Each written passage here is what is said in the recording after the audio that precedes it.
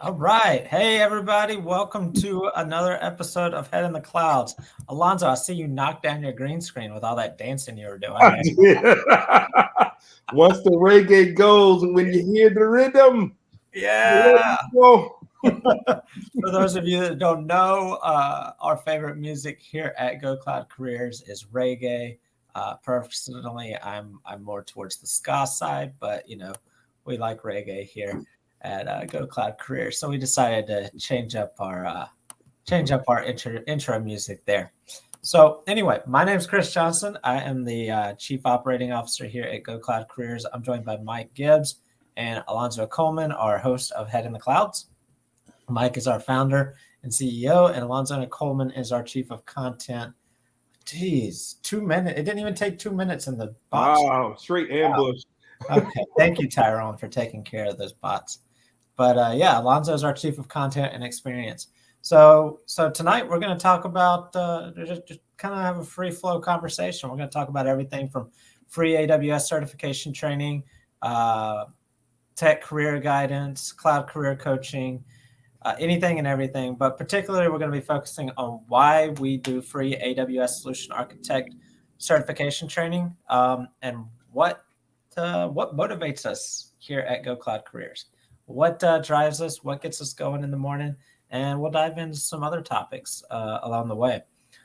So, if you're familiar with the channel, you know that we focus on the cloud architect career, cloud architect career development, cloud architect career coaching. And in particular, we focus on soft skills like emotional intelligence and tech, leadership skills and technology, things like communication and presentation skills, all those fun things. We also focus on the cloud computing fundamentals training as well. But yeah, so tonight, our Tuesday nights are our fun nights. This is where we come here. We get to be a little bit more relaxed, a little bit more free flowing. So I'm glad that you've all joined us tonight. And I just have to ask, I don't know if anybody's actually here, because for like 50 messages, it seemed like in the chat box, it was just Tyrone and Alonzo going back and forth in the chat box. So I've only seen about 5 or 6 other people. I see Tyrone says, I've got my 2-liter cup of coffee. I'm ready for this. All right. Gears Net says, nice music. Thank you very much. I had actually had to work hard to find the right music. So that was Jason Trumpeter. How you doing? I see Derek Houston is there too. Yeah, let us know where you're at in the chat box. I'm here in St. Petersburg, Florida. Alonzo is in Houston, KD, Texas area. And Mike here is in Port St. Lucie, Florida. So before I tell everybody about a couple of things, either of you want to throw in some welcoming words? I will briefly because my voice is a little weak. But your timer. Nope. I'm thrilled you guys are all here. We love this community, and we want to help you optimize and build your career. Every day when somebody gets hired, it's the highlight of my day, and it's the only reason I'd be putting in 16-hour days almost every day of the week.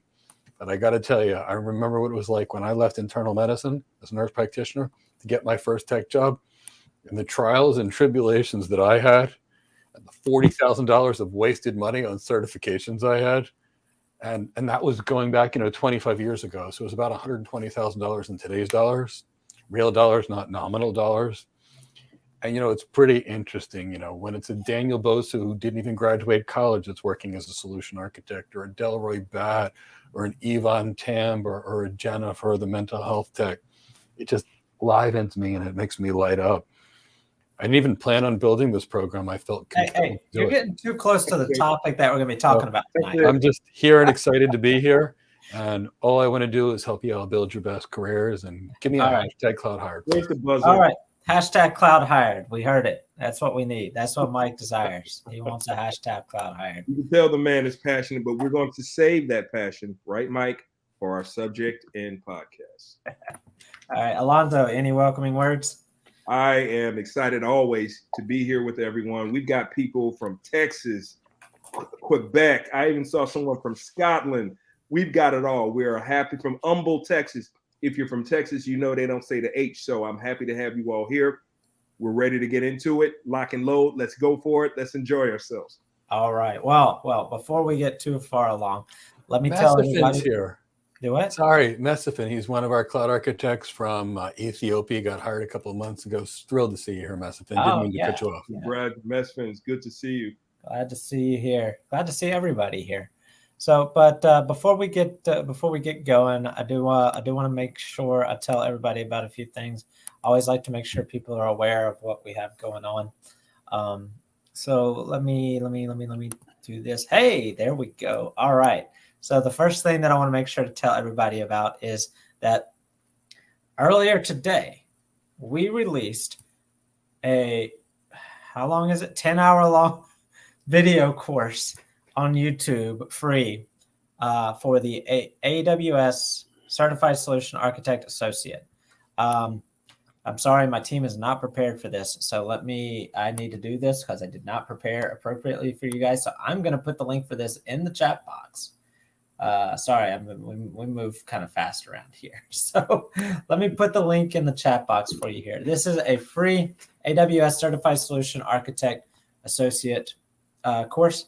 And it's, did I mention free? I think I said free, but it's there for you for free. And I want to make sure that everybody is aware of that. Here is the link to the AWS course. Boom. Help if I spelled course correctly. There we go. All right. So I put in the chat box a link to that course. It's 10 hours long, broken up into chapters. So you can come back and watch it, bookmark yourself, whatever you'd like to do. Make sure to take advantage of that. Now, along with that, guess what? We got an AWS exam guide. So make sure you get your free copy of that. Now, I believe my team actually does have the link for that. So my team will be putting the link for that exam guide in the chat box. So that is another free resource that goes right alongside with that other free resource that I just shared with you.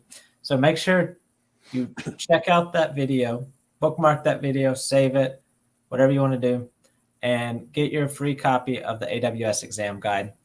In case you can't tell, we'll be talking about our free training and why we do it.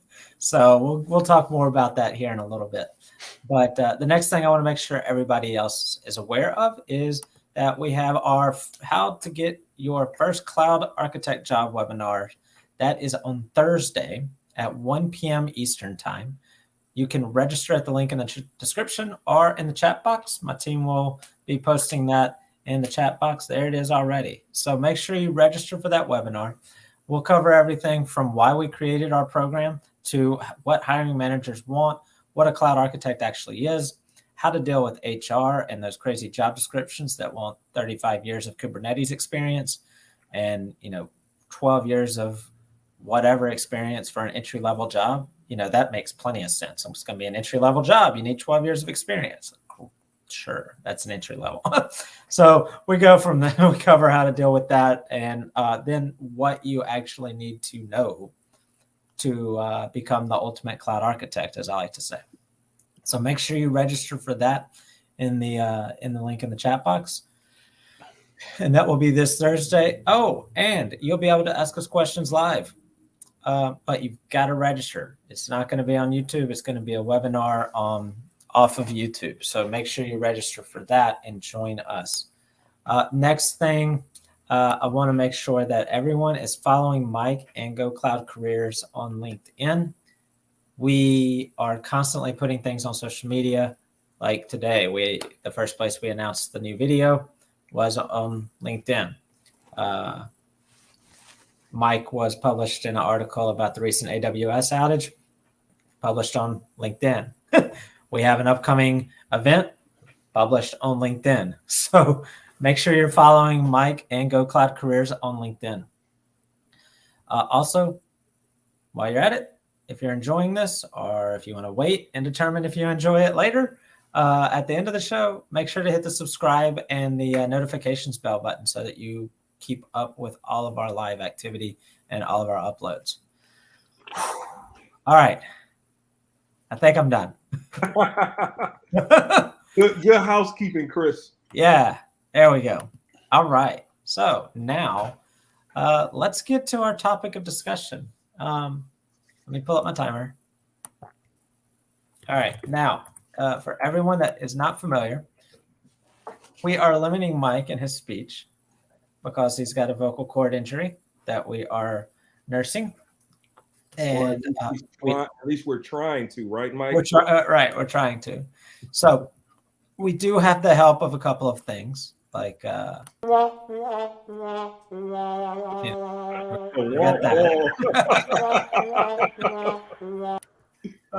then of course if it goes over, we've got that.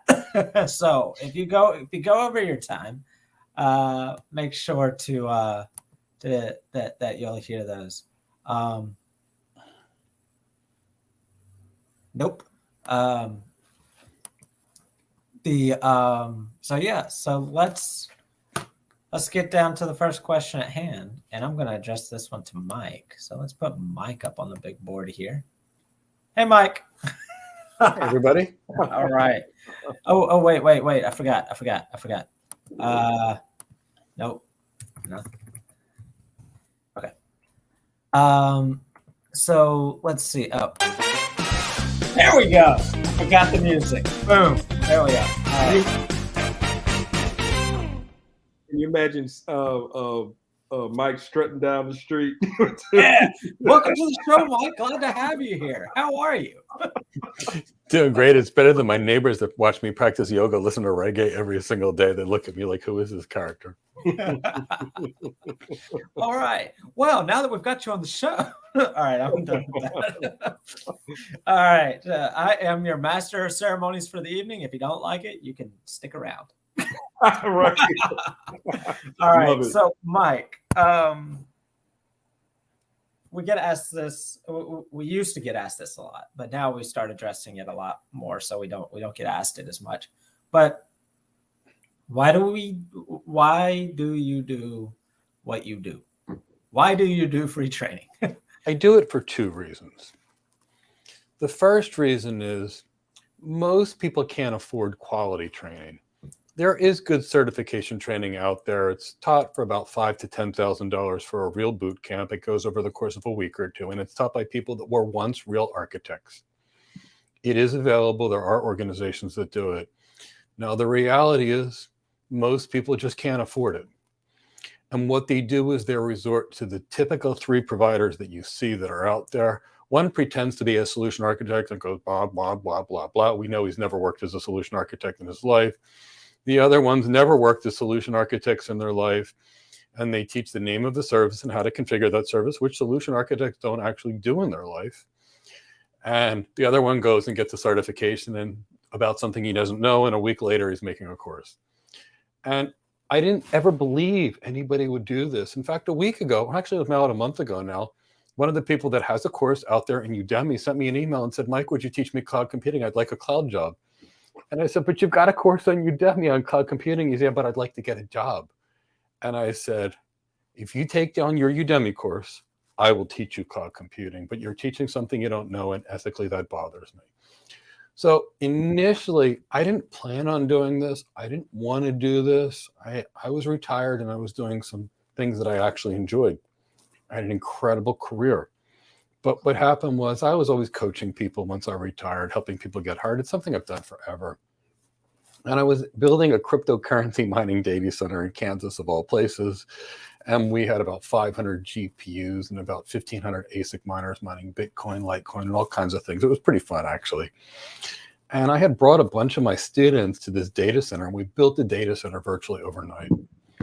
And the person we rented the space from that became the data center said to me, Mike, who are these people and how'd you train them? I'm like, oh, they're my kids. He's like, what do you mean they're your kids? I said they were lost in high school, lost in college, and now they all have six-figure plus jobs, and they're just doing this to help out. And he says, well, fancy degrees or anything? I'm like, not really. This one went to the community college. This one didn't go to college at all. He's like, how are they so good? I said, I trained them. And he said, my son's ready to graduate with a computer engineering degree. Would you make him one of those special people too? And I met his son. And his son was such a fine young man, and I was so proud. And I said, Nick, you got it. Anything for you and your family. So I bought him the 3 courses that everybody names. I won't even mention their names. I don't even think they're worth, it's not even worth mentioning their names. And the kid, he was a highly motivated kid. He called me up 3 days later and he said, Mike, he said, I've set up an S3 bucket. I've configured an EC2 instance. What is it? I thought the kid was a lazy kid. I said, what do you mean, what is it? And I watched these video courses in horror. I mean, it was just horror. And, I watch, the white papers these people put out, and 15 pages into a document on EC2, they didn't even mention that it was a virtual machine. I mean, it was horror. I couldn't imagine that anybody could produce content that was this bad. And I knew you can't get hired. And here's the thing. They were all teaching you the name of a service and how to configure that service. But here's the problem. Solution architects don't configure, ever. They don't touch the technology. They design the technology, present the technology, and sell the technology. And you know what? You need to be able to do that? An understanding of the technology, how it works, how it operates. So I wanted to see if I was right. I then went out there, posted to LinkedIn. I interviewed 1,000 AWS certified people. I asked them simple things. How would you load share on 2 equal cost direct connections? They didn't know. Tell me how block storage operates. Nobody knew. I asked them, what is object storage? And I couldn't get anything beyond S3. Nobody knew about metadata or anything. And I asked them, how would you design a 3-tier web app? They didn't know. I asked them, how would you secure a web application? They said, WAF and Shield. I said, how fast would you like to be fired from your job? And they're like, what do you mean? And I said, what's the difference between a next generation firewall and WAF? And they're like, huh? I said, how do you define high availability? They said, 2 availability zones. I said, okay. And literally speaking, not a single one of the 1,000 people knew anything. Now, when I asked them how you can configure it, they could tell me. And they said, so solution architects, we code, right? And I said, no. They said, we configure, right? I said, no, that's the job of a cloud admin. And they said, a cloud admin? I said, yeah. And then they said, so how do I get a cloud admin job? And I said, reality is, there's no reason to hire a cloud admin. And they said, why? I said, well, there's 2 things going on. Option 1 is I can hire 1 DevOps engineer and they can replace 50 cloud admins. And I said, why would I hire you as a cloud admin in New York? I said, for someone to be able to buy a house in New York, they need to earn almost $300,000 a year. I said, 100,000 US dollars is the equivalent to $28,000 in India. I said, so I can pay somebody in India $50,000. It's the equivalent of $200,000 in the US. And they're going to be so excited because not that many people have a $50,000 job there. I said, so the cloud admin job is dead. There's no jobs in the US for them. I said, secondly, it's going to be replaced by DevOps, so you need better skills. And they said, how do I get those skills? And I started telling people. And I literally didn't mean to. I put out a video on how to get your first tech job. And within hours, literally hours, I had thousands of people begging me to create a course. I created a course and I got people hired. So the first thing is that the content was irrelevant. The second thing is these providers, they didn't know the job and they were giving advice like, hey, to get this thing, you should get this associate certification, this associate certification, this associate certification, this associate certification, and this certification. But here's the problem. If I want to hire a doctor and they worked as a landscaper, a flight attendant, a house mechanic, a car mechanic, and then a waiter, I'd say, I'm not going to you, doctor. I'm going to the doctor that actually learned their job. And that's what I was finding. I was finding no one knew it. So for the people that can't spend $5,000 or $10,000 for a week's training or 2 weeks training, like I did when I was younger, I wanted to give them some quality. And it got even worse. I actually had a student, his name was Daniel Bosu, who was the nicest guy in the world. He paid this character $35,000 for a boot camp to get a worthless certification. He came to me and said, I can't get hired. I paid somebody 35 grand to help me level up and I can't get hired. What do I do? And I said, we'll train you. 6 months later, he was hired. But here's the thing. It was taught by a guy who basically was out there saying, I had a dead-end job and made no money, that then started teaching and is now charging people to get him hired. And sad enough, I love that the internet gives everybody a voice. I love that YouTube and other platforms give people a chance to share their experience. But you simply can't be taught by someone that doesn't know. if you don't know what you're doing, how can you teach others? You just can't. And I don't want anyone to waste 6 months, 9 months, or the year of their life to not get to their goals. So that's why I do free training. I do it because every time somebody gets hired, and it makes me happy. And there's people in India and Africa and other parts of the world that couldn't afford any kind of training that have told me, because of your free content, I'm hired, and it's changed my life. God bless you. God bless you. God bless you. And I grew up really poor, like really poor. I worked 2 full-time jobs just to get through college. And I don't want anybody else to have to do that. So I want to raise the standard of living for anybody that wants to around the world. And that's why I do free training, because to me, it's helping those that need it most. Whether you're from a small village in Greece, like my family, whether you're in Lagos, Nigeria, whether you're like my wonderful student Tyrone in Cape Town that's over there, or whether you're in Philadelphia, I don't care. I want to change your life. And that's why I do free training. And it matters to me. Love it. Wow, I didn't get to use my buzzer. He's learning. Maybe our work's paying off, Alonso. I think so. I think you put that really well. That was a great way to put that pretty succinctly. And for anybody that doesn't know Mike, where's my timer? That was done in 8 minutes. Mike would have shanghaied the entire podcast.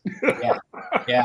So that was great. That was great. I couldn't have said it any better myself. So now, Alonso and I can't speak to this the same way that you can. At least I can't. Because I didn't start this. I kind of hopped on board after the train was out of the station. The train cars weren't really even hooked up to the train to the engine before it left the station. So I'm like the old Western with the cowboy trying to ride alongside the train and catch up with it. That's what I was like. But if I'm gonna say anything about this, I guess my perspective would be, why did I choose? Because unfortunately, Mike didn't really have a choice. That's kind of how that went. If you know the type of person that Mike is, he didn't really have a choice. He saw it and had to address it. And I kind of feel in a sense that I didn't have a choice, because I'm the same way. When I found this, I was on a completely different path, like completely unrelated. I wasn't looking to be a cloud architect. I wasn't looking for any of that.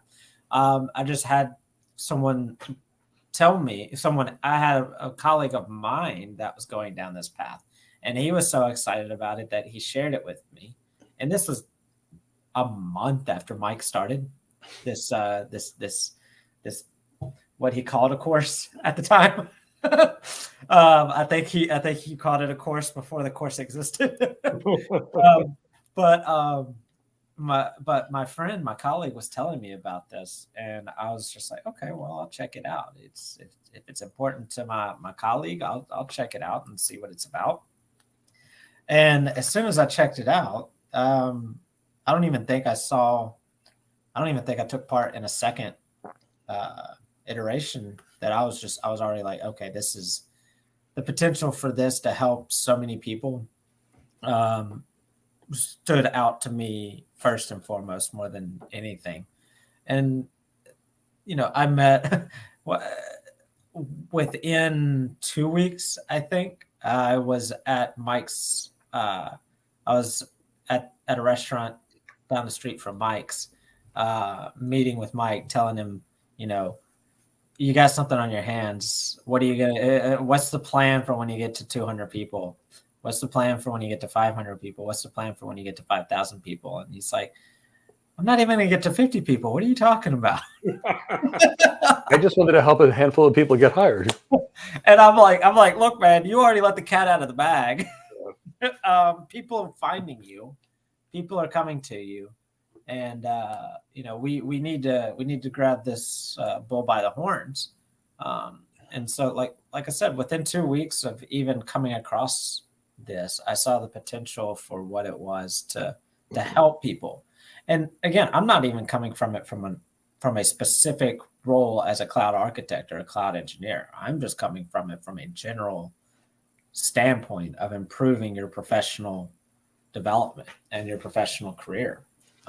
I saw that potential right out of the gate, and so I grabbed on, and like I said, I kind of how I say Mike didn't have a choice.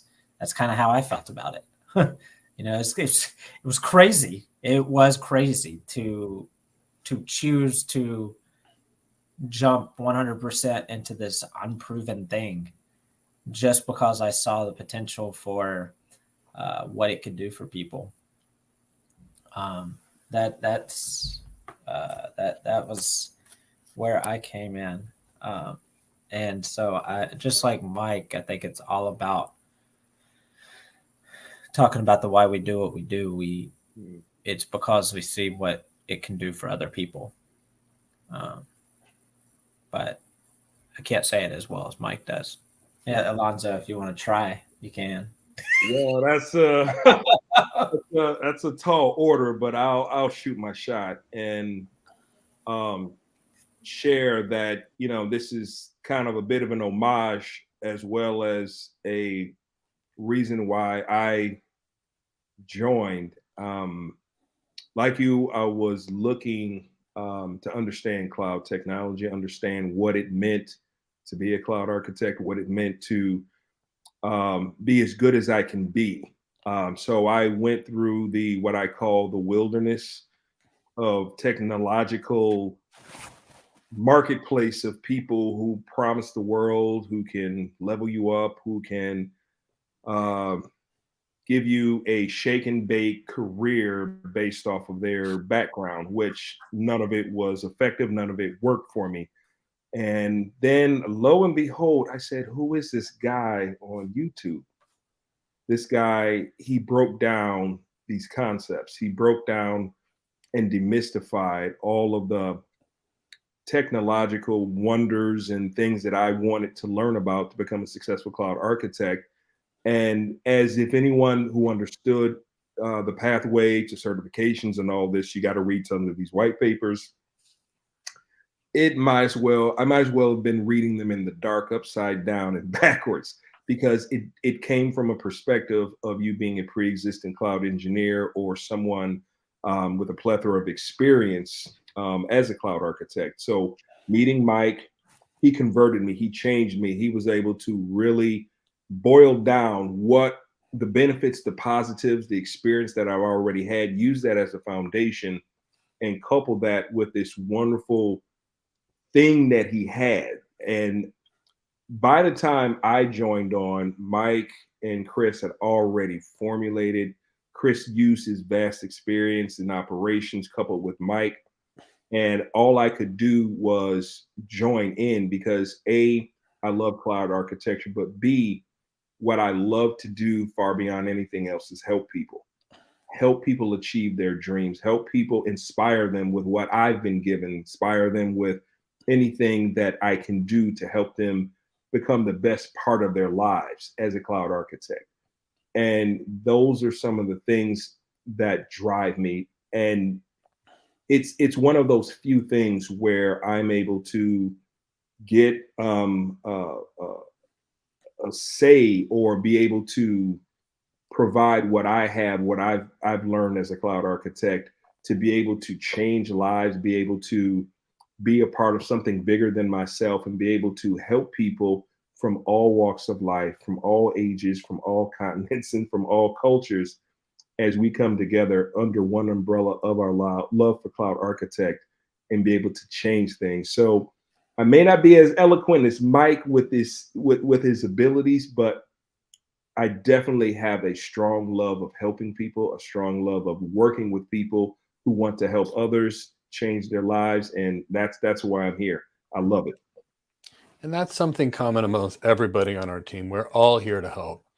Chris said something to me right before I hired him, and I will never forget it. It's the reason why I will always be so close to Chris. When I said I'd like you to work with me, he asked me one question. He said, is your goal to sell this company for $2.2 billion like somebody else? Or do you want to get your students hired? When I said I want to get my students hired, not only did he smile, but I saw something in Chris that I knew no matter what, I'd fight for him.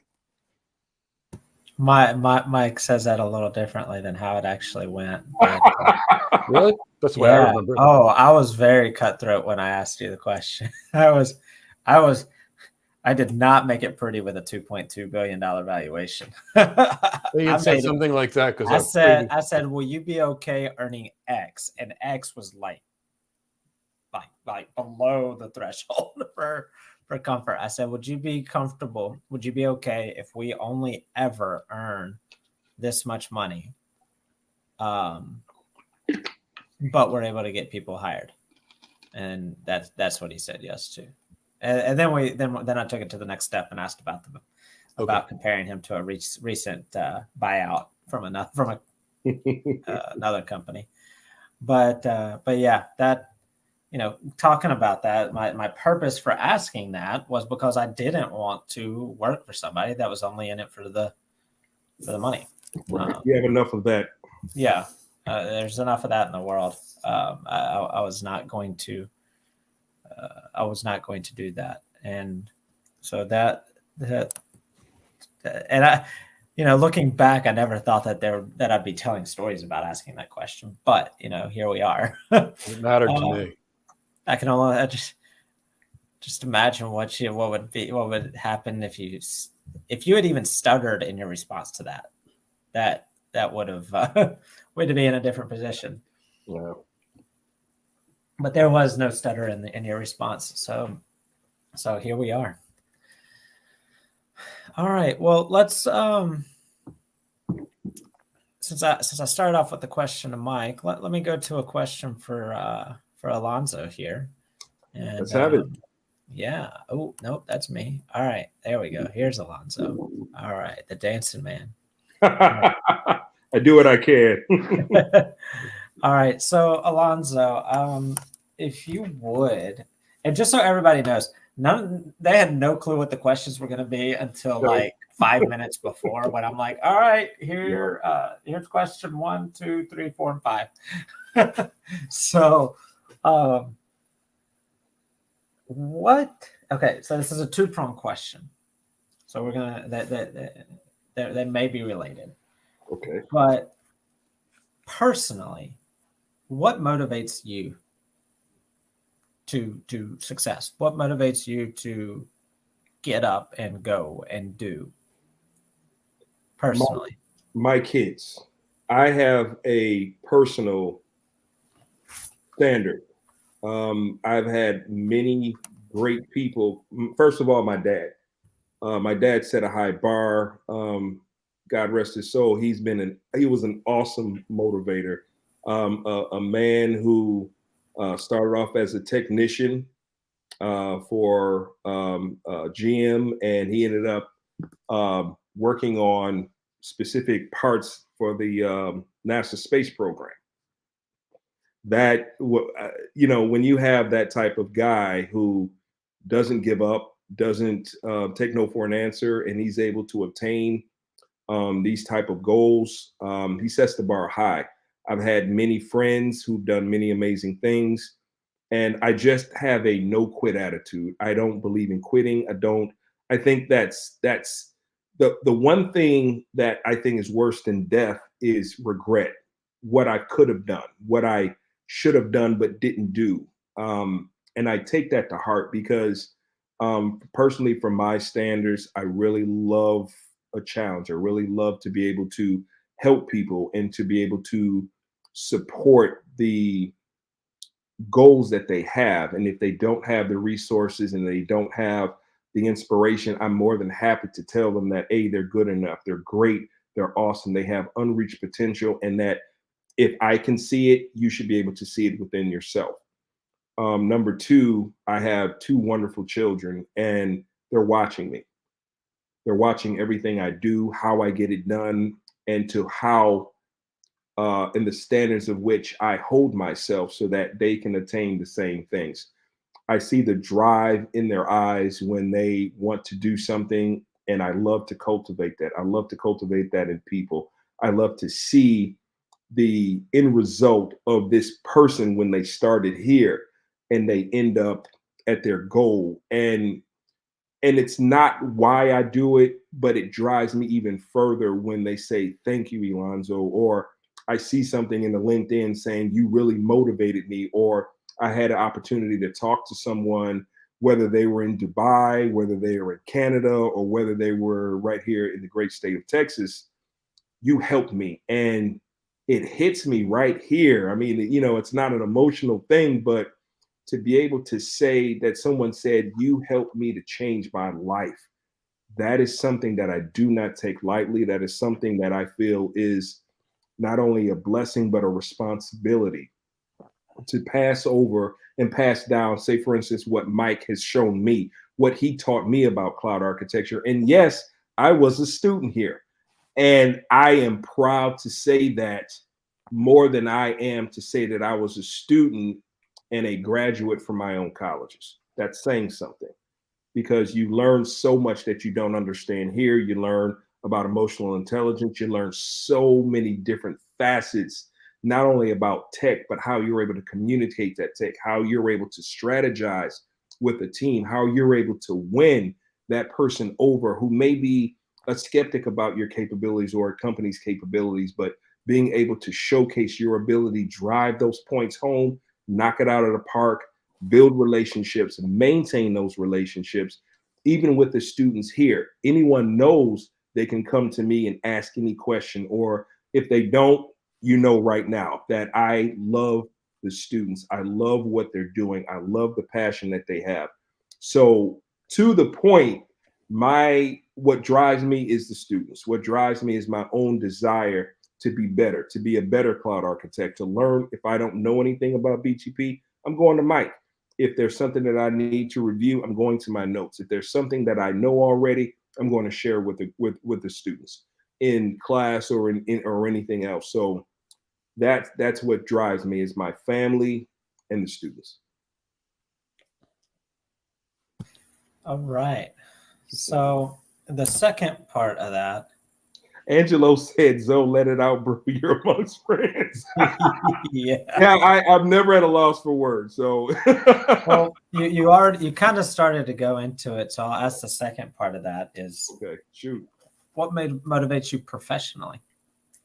Professionally, I would say excellence, excellence, excellence. I want to always be a better version of myself.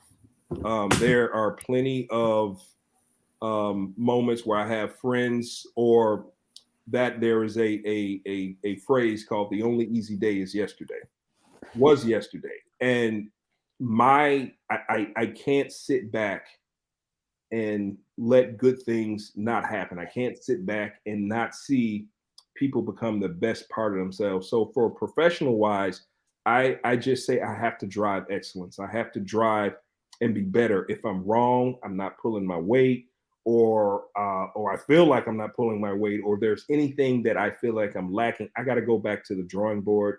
I got to find out what needs to be strengthened, how I can capitalize on the existing strengths, and drive value not only for where we are today, but also for the future and beyond. I want to be the best part of myself, and say, you know what, I'm doing pretty good. I feel very good about myself, but how can I be better?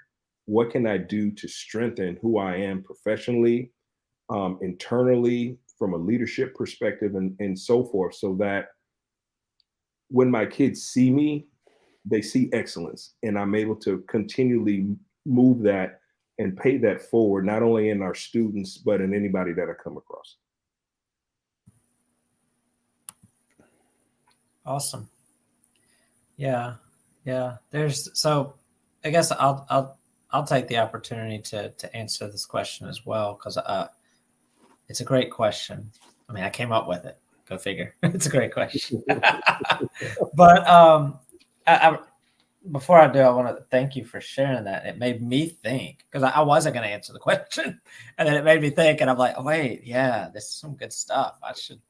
and my brain, you know how the brain juices, they just start flowing. And so yeah, that was some good stuff there, Alonzo. Thank you for sharing that. Um, you know, there's something that Mike normally says, and we need to talk about it more, I think. And this is what motivates me is this particular topic, and that is creating the opportunity for generational wealth. Yes. Yeah. Not just for you, as Angelo or Bob or HAP or Jacob Dingus or Elijah or any of Anthony. Not just creating wealth for you, but creating generational wealth for your family. And I'd never, as crazy as it is, in my entire professional life, I've never worked with anyone that mentioned that. And the reason I say that's crazy is because I worked for 9 years at a company whose founder immigrated from India after their partition, grew up in a camp, and found his way from India to Canada and then to America, and started it. He, started from nothing and ended up with a $100 million company. But when I worked with them, it was the creation of generational wealth was never discussed. And I realize now that there's different types of people that want to hold that generational wealth to themselves, and people that want to be able to give that generational wealth to everyone else. Right. And and it also makes me think. So my family, I grew up in a middle class family. My father, both of my parents were university professors, so I was in a arguably better situation than the majority of people in not just the world, but in the U.S. I know that's what I grew up as. But if we go back to my great grandfather, he literally collected pine cones to sell the seeds to the timber company to make a living. By hand, collected pine cones. But he did that and then accumulated enough money to be able to start a chicken farm. Did eggs and all the chicken related stuff. I really don't know. I wasn't alive. But ran the chicken farm long enough to accumulate enough wealth to start a service station in the early 50s, late mid to early 50s. My grandfather, working with my great grandfather, then they built enough wealth to then start their own timber business. So we went from collecting pine cones to sell the pine seeds to the timber business to a generation later having started your own timber company. And then that allowed my father the opportunity to become a college professor, in which he loves educating people. And now, apparently, I've determined that I like the same thing. I like to be able to help people facilitate. I find motivation in helping people have that opportunity to create generational wealth. Just my connection to the story with my grandfather and great grandfather, and then having worked for a company that also did a similar thing, but they didn't see the value in sharing that with others. And now working in this company and seeing how closely related it is to how my family came up, I find that to be my motivation, is That's my personal motivation to get up and go every day, is to be able to help others get to have their children be in a position that I was in. Because I was the product of that hard work that my grandfather, great grandfather, and father put in. So that's my personal motivation. My professional motivation is constant improvement. And anybody that works with me at Go Cloud Careers knows that I'm like, all right, we got to fix this. All right, we got to fix this. All right, we got to fix this.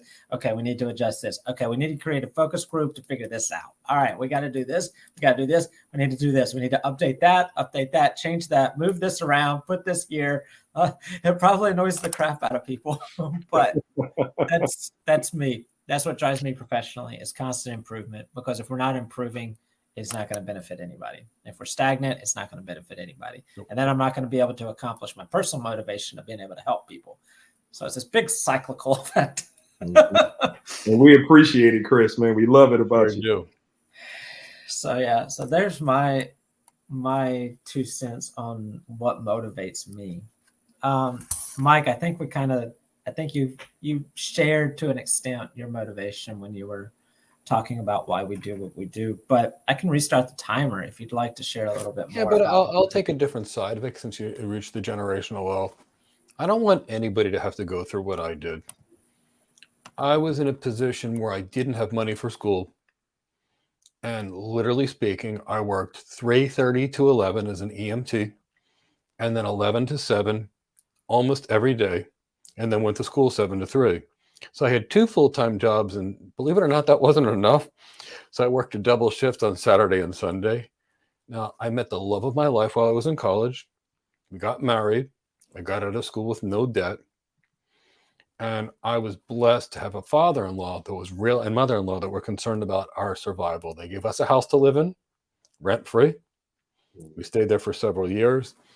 They owned a restaurant, and they brought food to our house every single day. And then one day, I love animals. For people that know me know I love animals. I somehow stopped at a pet shop, and I picked up this cockatoo. It was this beautiful white bird. It was $2,000 that I didn't have. And the bird had some health issues. It was plucking its feathers out. And I can remember my mother-in-law picking up her cat saying $30. And she says, $2,000 chicken in Greek to me. And I went, okay, I'm embarrassed. And then one day she said, he took it to the vet. How much was that? And I'm like, yeah, I said enotropia, because I was embarrassed. It was means embarrassed in Greek. And she literally started giving me money. She says, I don't want your wife to know how much this costs, because I don't want you guys fighting over money. But I watched my father-in-law when he came to America. He owed money on his airplane ticket. He worked as a dishwasher full-time, as a cook full-time, and had a little cement business with his brother on the side, so his kids would never need to struggle. And when I met my in-laws and saw the way they worked with the immigrant community to support each other, I said, oh my God, I've got to be part of this. And I was brought in there. I was told I was Greek. I'm technically not Greek, but I speak Greek, and I consider myself to be Greek for these reasons, because I was told I was Greek by my family. But watching what it took, and my first job was an EMT, right? My next job was a nurse. My next job was a nurse practitioner practicing medicine. What did I do in all these jobs? I was teaching, right? It's one thing when a patient comes into the office to say, here's your pills, get out of here. And it's another thing to say, well, let's talk about how we can keep you healthy and not get you sick. So I didn't have, like Chris says, I'll babble. I didn't know how to do a 5-minute. That's like any other doctor. My patients would come in.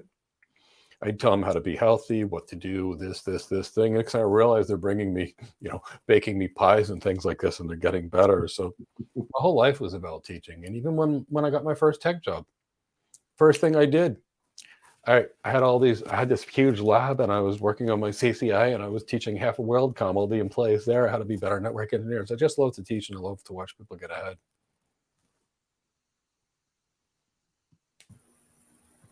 That's it? Wow. All right. I'll take it. You're limiting my voice. I've got a critical. Who is this guy? I still had 1 minute and 52 seconds left on the timer. Well, thank you for sharing that, Mike. So I think we found a common thread that what motivates us is helping others. Interesting. There's one thing. I'm not surprised by that. There's not, but something hit me when I was younger. I was always a martial artist. I've always been strong. Winston Churchill said, all that's necessary for evil to succeed is for good men to do nothing. And when it comes to it, those of us that are stronger, I feel like we owe it to others to try and bring others along and help us. And, there's one thing to donate money to charity and hope it gets to people. And I still do that too. And it's another thing to take a direct action and truly reach out and offer a hand to someone and help them and teach somebody to fish. I just think that's, to me, that's the way to do it. Yep, I agree. Angelo actually made a comment earlier. He said, where did it go? Where did it go? pretty. He said, would you say you're teaching people how to influence others positively? Are you teaching the pursuit of self-mastery with the side of cloud architecture? Yeah. I like the way he put that. I like that. Yeah. Yeah.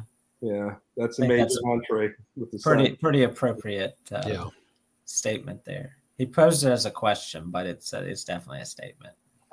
I would say that we are teaching people how to, I don't know if influence is the right word, but to,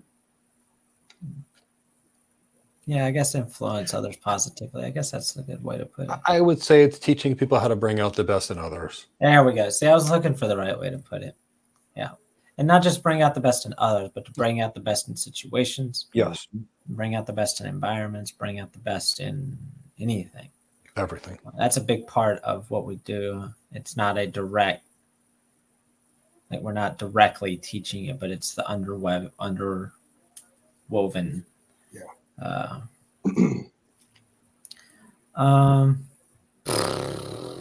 Angelo, man, with the questions. Angelo knows how to put a question. Angelo's extremely smart. How did you create / nurture the culture of empathy and helpfulness that exists in the Go Cloud community? I'd like to start off with this one. So when something just is, it is. So yes, we created and nurtured this environment, but because of the way that we are as individuals, and not just the three of us, but just everybody in Go Cloud Careers, whether it's Go Cloud Careers employees or in the community, that's the environment that exists. So it's not something that we're not constantly putting effort and calculation into how to make this environment exist. The labor of love, man. But we're not constantly tinkering and trying to push people the right direction. It's just, it is. And I guess example is the best way. Just doing. Yeah. You don't do what I say, do what I do. And that's very appropriate for me, because you can ask my wife. I can be like the meanest person in the world by the way I say something. But doing is what we do, the way that we do things, the way that we actually accomplish things, and the way that we do things day to day, week to week, month to month. I think by just doing and it happening and being in existence, I think that's how it's grown. Mike didn't even see the potential for it. Sorry to call you out on the mat like that, Mike. But Mike was like, we could do it on LinkedIn with just this little. I think that he didn't realize how powerful he is within the community, and I think that's what I'm trying to say. He didn't realize, he didn't think that he had so much to offer. And this is one thing that I remember our fellow student and friend Marla. She mentioned the term juggernaut. That stuck with me. Mike doesn't realize how much he has to offer, for one, how influential he is, for two, what the benefits that yield from his years of experience have affected people, not just for them. You're generating, like I said before, you're generating in generational wealth. There are people who started off with no direction, possibly, with no hope for the future, possibly. And now you're changing not only them, but the very environment, the very neighborhood, the very city that they live in for the better. And that came out of your desire to help people. So I'm calling you out on the carpet as well, Mike, is because perhaps maybe you did underestimate the value that you have, but I think you see right now how wonderful, how amazing, how dynamic this has grown into. And it came right out of your desire to help people. And it's been infectious from that point forward. Yeah. It's interesting. I just wanted to help people. I think our message caters to a certain population that's also very special. We're not out there when people say, "Can I do it in 2 weeks?" We say, no. It's going to take you 8 to 12 months. This is going to be hard work. You're going to have to dedicate yourself. You're going to have to focus it. We've got the support. We provide you all the tools, but you have to do the work. And it's not a get-rich-quick scheme. Yes, we've gotten people jobs between $120,000 to $287,000 this year, which changed people's lives, but they all worked for it. They worked together. Chris brought a Slack group in. And, to me, it was like, oh, I don't need another messaging platform. Please, can't we do it all via text and email? And it's like, you don't understand, that's not going to work. But I just wanted to put the best people together, give them the best training at the lowest cost we could possibly afford to do so, and watch people blossom. And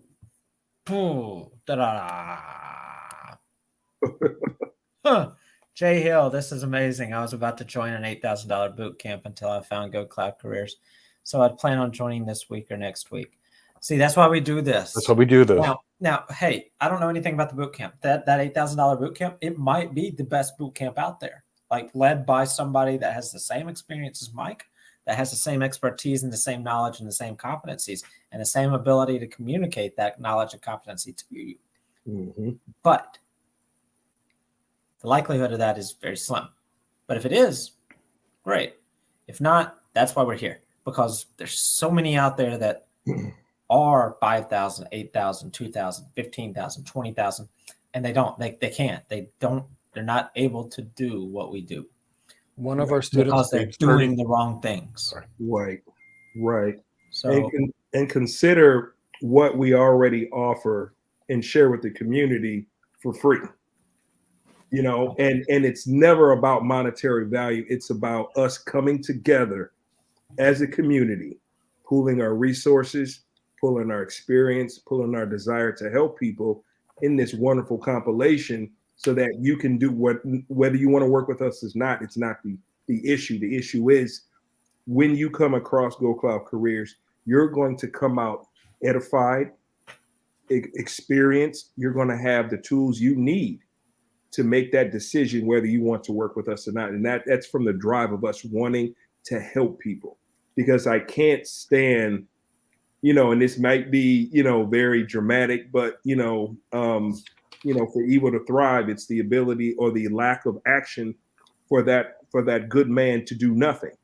I'm not going to sit here and let you or anyone else make a decision that is going to be financially or chronologically detrimental to your career. I'm going to stand right there and say, no, don't do that.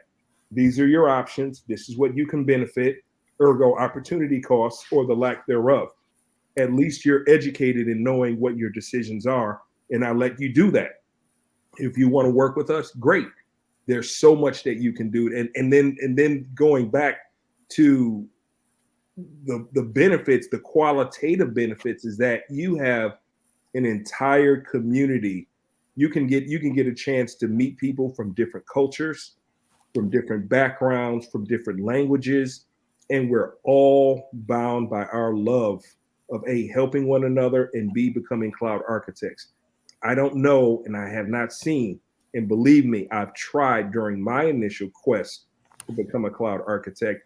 I have never seen it before, but there's plenty of people who can promise the world in under 48 hours to be experienced in 600 years in Kubernetes and all these other things that you don't really even need just to obtain certain things from you. So that's just my 2 cents. I may throw more in the bucket, but that's where we are.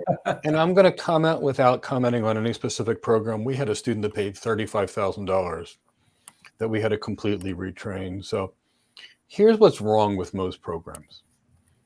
They teach the name of a service and how to configure that program, the service, but architects don't configure. Here's the next problem with most of the technology programs creating solution architects. They only teach the tech. But here's the job, Jay. We have to design the tech, present the tech, and sell it back to somebody that doesn't want to buy the tech in the first place, because businesses don't like to spend money. So we have to understand business. We have to learn how to speak to a CEO, for example, and convince them they need to spend $300 million. That's business skills. We have to know how to sell. And it's not like how you sell a car. We have to sell on a business case. You have to learn how to create a business case. We need to know how to build a team of the 30 to 50 people that are necessary to design the cloud architecture. So that's related to your sales skills, executive presence, emotional intelligence. We need to be able to understand the customer's requirements, which demands executive communication skills. We need to be able to document for executives because they buy our stuff. The tech people don't buy it. And let me tell you, what I learned in an MBA program was the exact opposite of what I had to learn to do these things. So we don't just focus on the tech. The tech is probably 20 to 50% of the job. We work on teaching it all. And that's why we retrain people to take these $5,000 and $10,000 and $35,000 boot camps all the time, because we're real architects. And all I care is that our students get hired. And no matter what you do, Jay, train with them, train with us. We're still here to help you. I just care that you get hired. But if you're with us, we'll do anything we can to help you. Right. Got another question in here. And just so everybody knows, I do have a couple of more questions of my own that I'm going to get to here in a second. But I got another one here, and I'm going to call out every single person that's in the chat box that has anything to do with our program. I want you to answer this question with your number one piece of advice while I'm answering. So the question is, any advice for new enrollees dealing with being overwhelmed?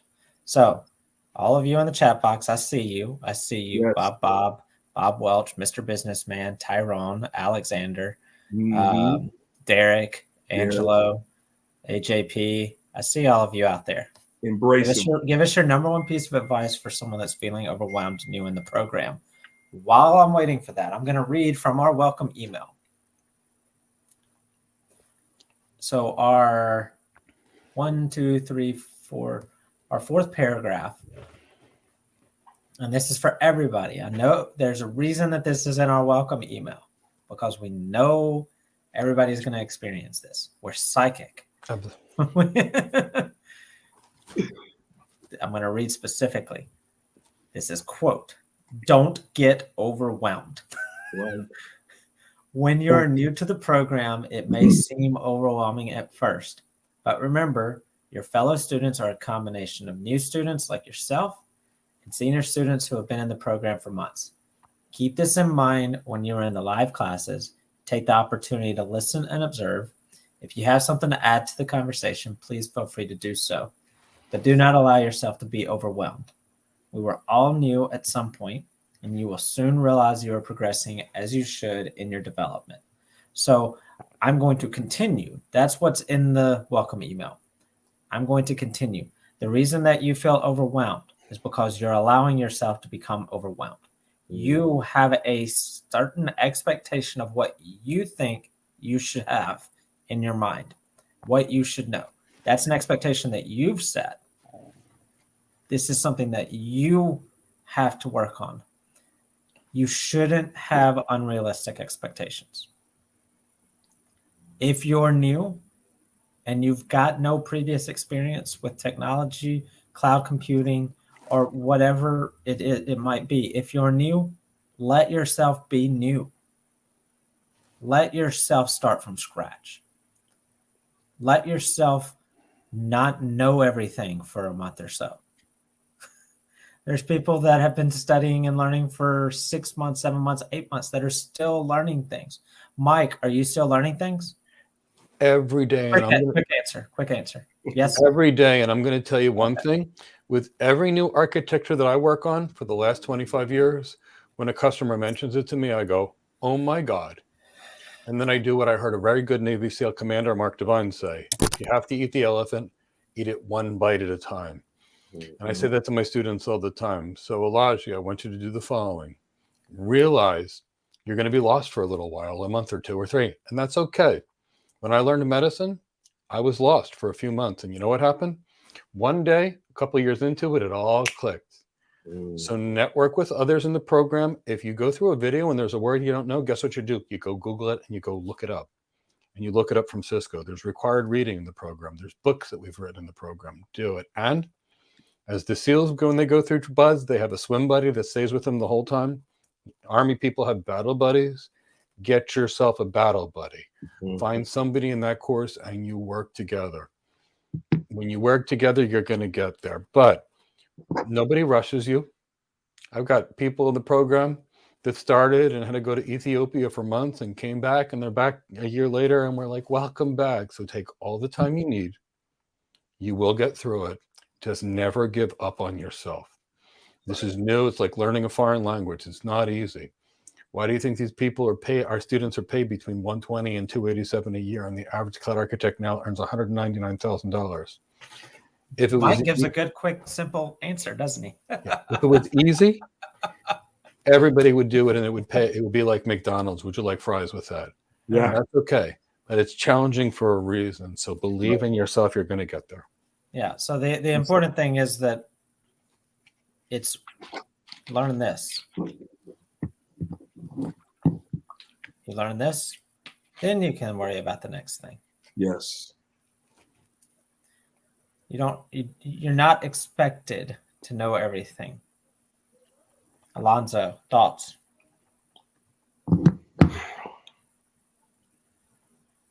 You're here. You took the first step. As cliche as it sounds, Rome was not built in a day. So why would a solid, wonderful cloud architect career be the same? You don't want microwavable, instant eat career. You want something that's fulfilling. You want something that's satisfying. And this is where we come in. But pace yourself. Forgive yourself if you don't know the answers, because why would you? But believe in yourself, because that's why we're here, because we believe in every last person that comes through Go Cloud Architect, stays at Go Cloud Architect, why am I using the same old name? Go Cloud Careers. We believe in you. That's why I'm here. I get up in the morning. There was someone who reached out to me via LinkedIn, and they generated this certificate that says that I was an innovator, that I was someone that was inspiring to them. And I take that seriously. So when it comes to you being overwhelmed, you're surrounded by a community that is growing just like you. Take your time, soak up the information. Don't rush at it, because everyone is here and has gone through the same thing. And that's one of the beauties of the program, is that once you get in, number one, it's not like traditional school where it stops and finishes and you miss a live class and boom, I'm overwhelmed, I'm behind. That's it, I quit. No, right here, you're surrounded by beginners, intermediates, and advanced. And everyone who comes in, and over time, they're always looking over their shoulders to help people like you, Alhaji. So you're going to always have that support. You're always going to have that community, and you're always going to have people who desire to build around your desire to help each other, so that everyone comes out as cloud architects. So don't worry. Don't lose sleep. Just try each and every day. Put in the work. And over time, you're going to be talking to us saying you got hired. You will. I believe it. Mike believes it. Chris believes it. And that's why we're here. So stay focused. Keep working at it. Just don't quit. Yep. Let's see what some of these suggestions were, because I remember I asked everybody to share us. There's So some we out there. got Brian. The best thing in the world when you're feeling overwhelmed, talk to somebody else, whether it's your friend, family, coworker, even the stranger on the street. Just get out of yourself. That's the thing. The overwhelmed feeling comes from being too wrapped up in yourself and your expectations and your thoughts and if you get out of yourself and talk to others, talk to people on Slack, put a message on Slack, reach out to people on Slack, come to class. Yeah. If you can't come to class, watch a recording and then post something on Slack about it, about what you saw in the recording, and ask people for feedback. Find a funny meme about cats or Star Wars, share it on Slack in the Hangouts channel, Mr. Businessman. I've been overwhelmed. I know what it's like. You take it one class, one concept, one lesson at a time. As Mike said, how do you eat an elephant? One bite at a time. Yeah. Eugene says, take a deep breath. Don't worry. Do the best you can that day and every day, or today and every day. It gets better. Just relax and do your best. Tyrone said that he was overwhelmed as well, since he came from a non-tech background, and follows up with, do not rush it. Bob says, you are not alone at the buffet table. Don't dive in. Take one bite at a time. I have that mistake at the buffet table. I try to eat it all at once. Here's the good one. Igor says, watch old class recordings. There's a reason why we put the class recordings in there, so that you can watch them and become familiar, comfortable. You're not going to learn everything. Like Mike said it perfectly. You don't realize when you attain the knowledge and it sticks.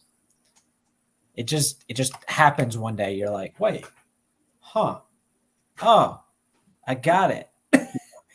It doesn't, you don't realize it. Like, you could watch a class and you could learn something, and it could be buried in your memory.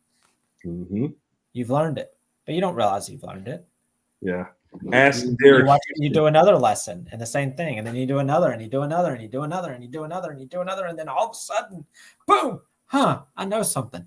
Yes. And ask Derek Houston. He started dreaming about the cloud in his sleep, which I thought was awesome. Me too. Brought me to tears. I was so happy for Derek. Derek is such a fine man. Lives in Atlanta. Yeah. Bob says never give up. Never settle, never quit. Alexander says follow the program week by week. Do not rush it. Do every assignment in order. Join the classes and just listen at first. Red Robin says yoga and our meditation helps with stress. I'm going to address this for about 30 seconds, Red Robin. I 100% agree with you. In fact, we actually have yoga and meditation in this program. How important is yoga to me, Red Robin? Well, I've been practicing now for 17 years. I'm an RYT 500, which is a 500-hour yoga instructor. And no, I didn't teach the yoga. I reached the best yoga instructor that I know. His name is Todd McLaughlin. He trained under Patabi Joyce, as well as Tim Miller in California. In fact, he even has a 2-week free trial. I get paid nothing for recommending this. We don't have a business relationship, but he's a friend and he's my yoga guru, so to speak. He hates the term, so I won't use it, but I popped in a link for 2 weeks of free yoga there. Yes, I totally agree with you. Yoga and meditation helps.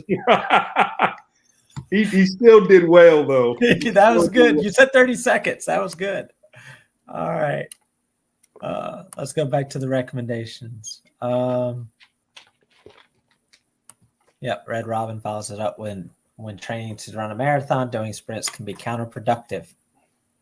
Yes. Back to the whole don't rush it. Right. All right. So those are our suggestions. So I'm going to get back to one of my questions that I had. And we'll start with Lonzo, since Mike wants to abuse the timer. Well, Go ahead, Mike. You know you want to laugh. he wants to pout, is what he wants to do. I honestly appreciate my team that knows I've got a vocal cord injury protecting my vocal cords. Yes. I do. Okay. But I know what it feels like to be a cat. My Buzzing. cat does this to try to tell me she wants to go out. Now I know how it feels. All right. So here we go. We're getting. I already buzzed him. All right. I never mind. All right. So let's see. All right. So Alonzo. Yeah. Here we go. Yeah, back on the screen. There we go. All right. So switching gears a little bit. First of all, how long have you been working? Period.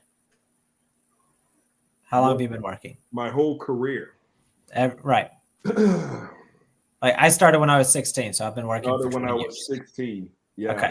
All right. So I've been working in some way, shape, or form for the past 20 years. So you've been working since you were 16 as well. All right.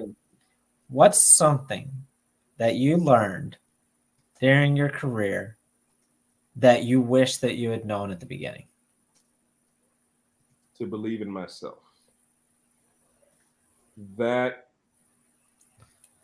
was such a barrier for me. I was not confident at all, to say the least. I said no and condemned my effort before I even tried. And that was a hindrance to my career. So what I would suggest for anyone is to believe in yourself, no matter what it looks like, no matter what it's shaped like. If you're failing, believe in yourself. If you don't know how, believe in yourself. If you feel like you're too this, not enough that, not here where I want to be or anything else, believe in yourself, trust the process. Be patient with yourself. Forgive yourself. And that's why I mentioned it earlier, because it's so important that no matter where you go in life, what you want to do, it starts here and it starts here. Sync those two up. Make sure that if one is going against the other, use your heart or use your mind.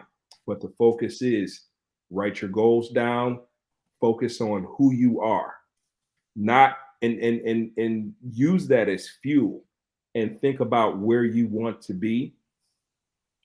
Remove any of the external challenges, and sometimes it may even be people, may even be those that you call your friends, or maybe someone who you might be related to may not provide the encouragement or inspiration that you need.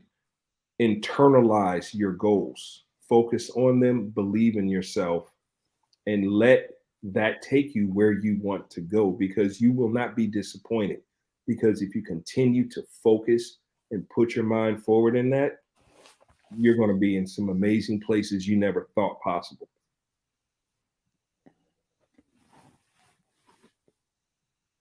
Yeah, that's a good one. I like that.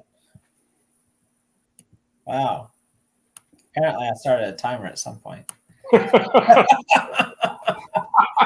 I'm like, what was it for me or was it for Mike? I guess it was. Oh, I started a 5-minute timer, but did the buzzer at 30 seconds when Mike said he was going to talk for 30 seconds. I said 45 seconds, right? Do what? I said 45 seconds. Oh, we'll look at the transcript. I thought it was 30. Look at the chat. Anyway, Yeah. I started the timer late anyway, so you got 35 or 40 anyway. So that's a good one. I like that. Believe in yourself. So if I'm going to answer the same question of something I wish I knew earlier,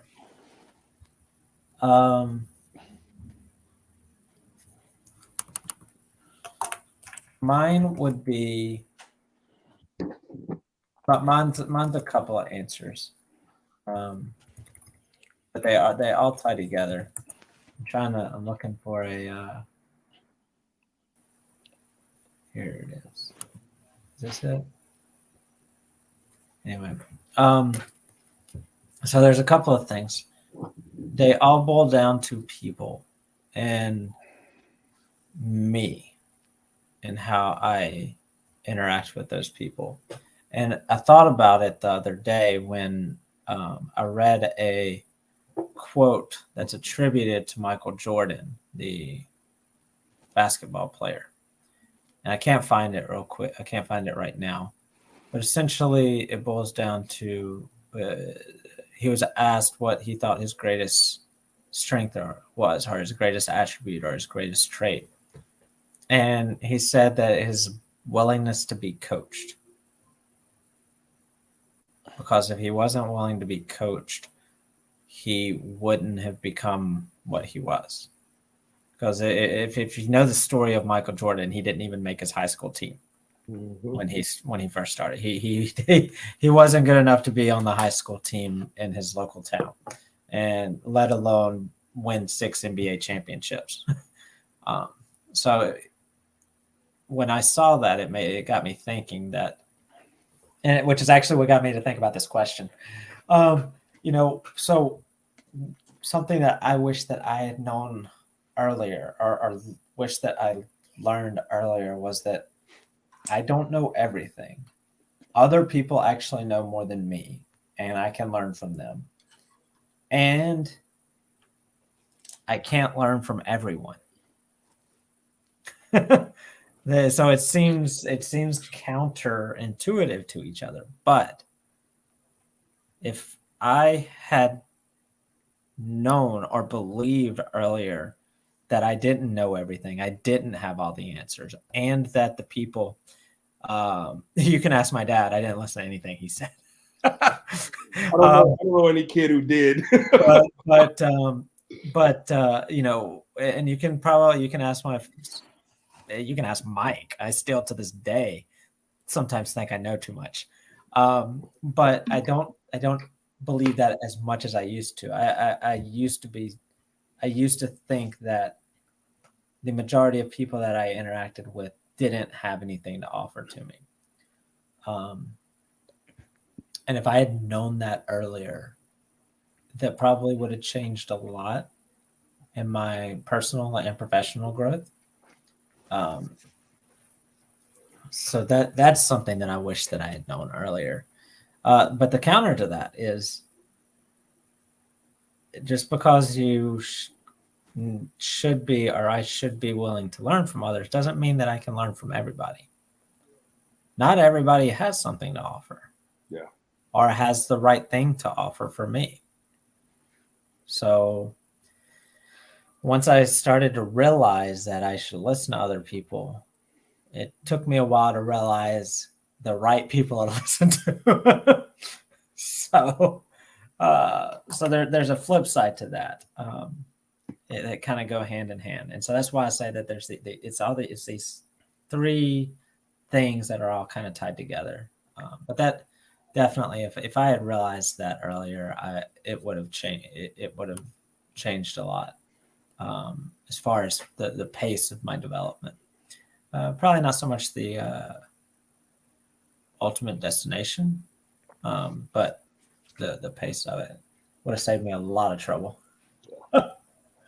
Yeah, I think that speaks to a lot of us growing up. You know, they said youth is wasted on the young.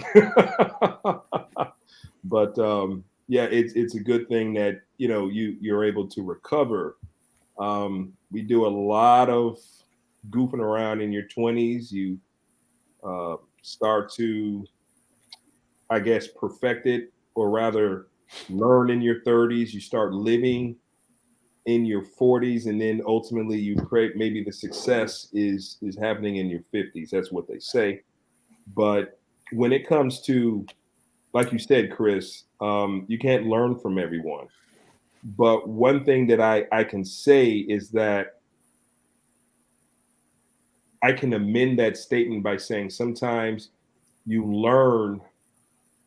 Oh, You learn how not to do things. Exactly. As soon as I saw that face, and I'm like, "Yep, It's like I wish that I had realized that earlier." Also, right. Yeah, it's like you learn from experience, but also by learning by not doing what they're doing, you learn by observation. It's like, I don't want to be that person. I don't want to go through what they've gone through. So that's a teachable moment, even if they don't intend for it to be. And that is what got me to a lot of different places, because if I stayed stagnant, if I didn't try, there's a lot of people who, through their contentment, if I go home to my home state, if I go to the state that I grew up in, or in the places that I've been to and lived throughout my life, I can guarantee you that they're doing the same stuff on the same day with the same people in the same corner during the same hour. They have not changed. And those are the people that you learn from to not be.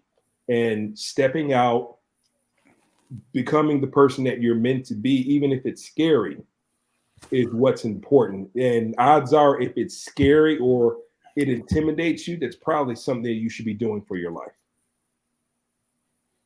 Yeah. So I had some more thoughts. I really like that you brought up the learning. You learn what not to do, or you learn how not to do, or how not to be. So if I'm going to talk more about a specific thing, because these are big ideas that we're talking about that we learned.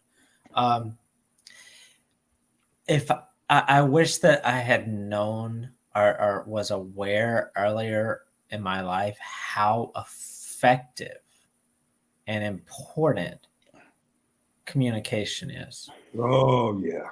That because hindsight being 2020, I would venture to say,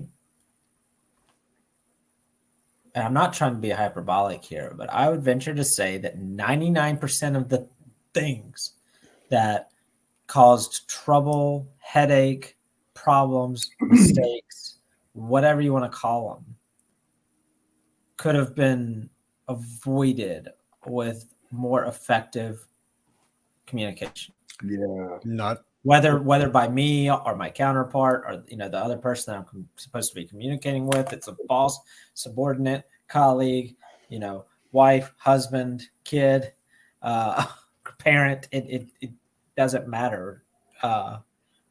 Effective communication is critical. Yeah. What if I told you that 70% of all errors in business, statistically speaking, are related to inefficient communication? I believe it. I believe that's too low. We just heard my statistic. I think it's higher than that, but the last statistics that I saw just today was that 70% was related to miscommunication. I wonder if that's a 70% are specifically because of communication. Well, that's because 70% our communication is the primary. Because I think communication is a part of every. As do I. And I'm not trying to say that I don't make them. I don't. I'm sure I did it in the past 15 minutes. I'm sure I've made communication errors, throughout the day. But it's just it's inherent in any word. Is that if you have effective communication, if you practice, the keyword is practice.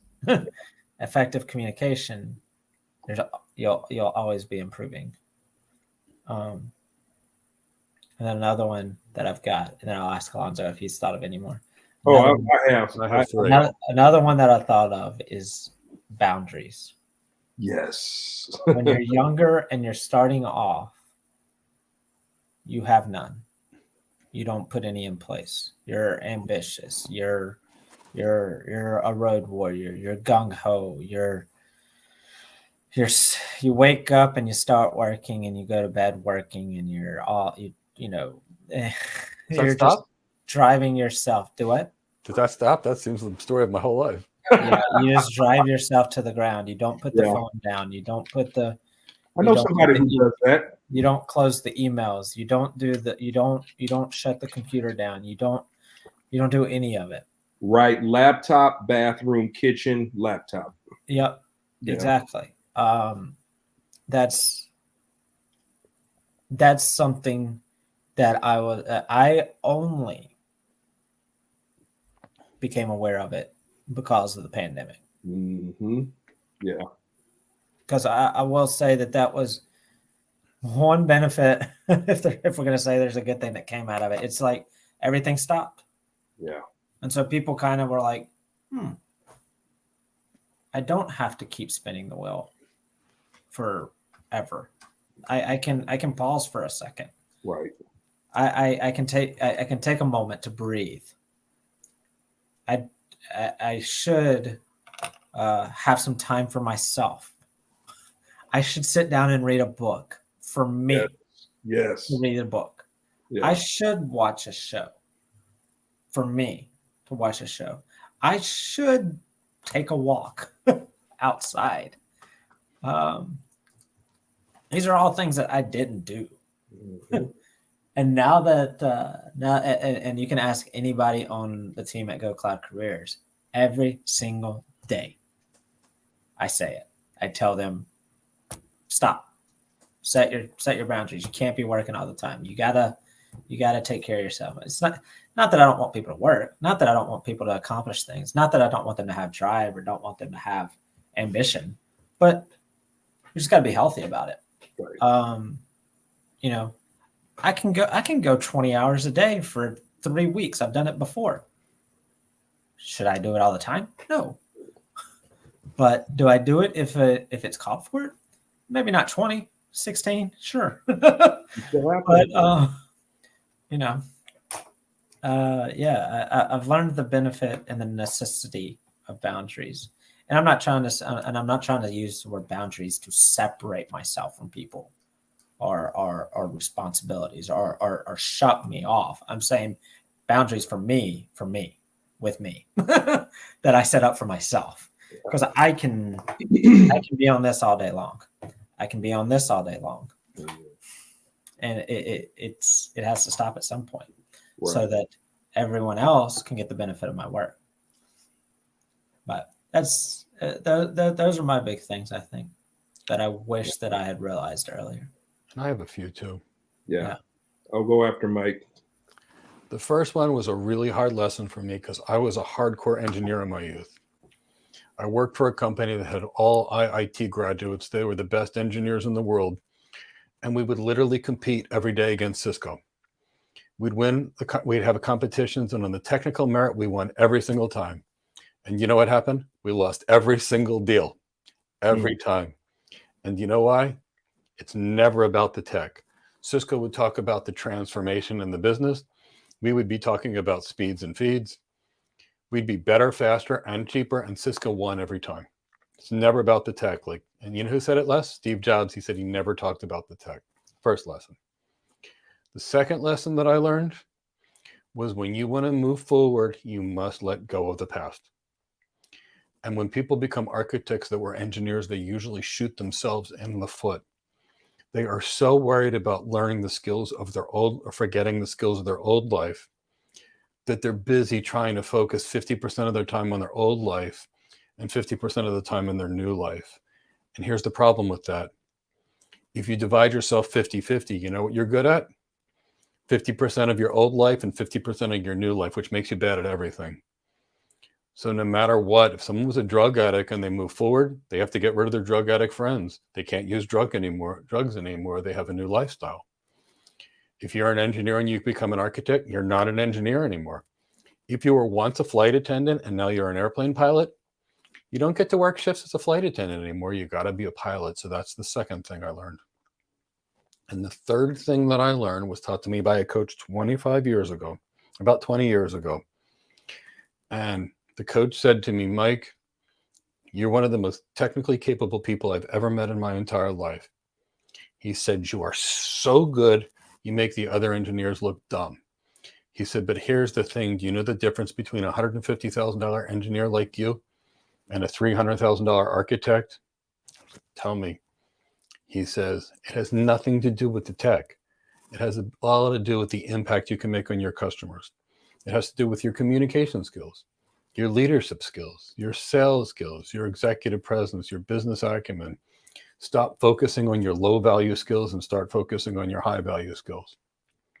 A year later, I earned almost $100,000 more than I did prior to that conversation. The tech only gets you so far. I love tech. If you'd see my house, you'd see what a geek I truly am. But if you want a good career, it's only 50% of the story. It's about communication, people skills, working with others, and bringing out the best in others. And that's why I place such a heavy emphasis on teaching that.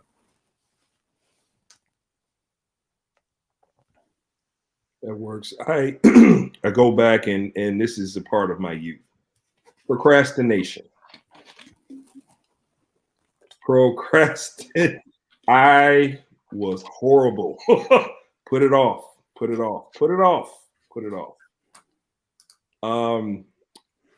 All I did was pile on, and ended up getting in a lot of bad situations.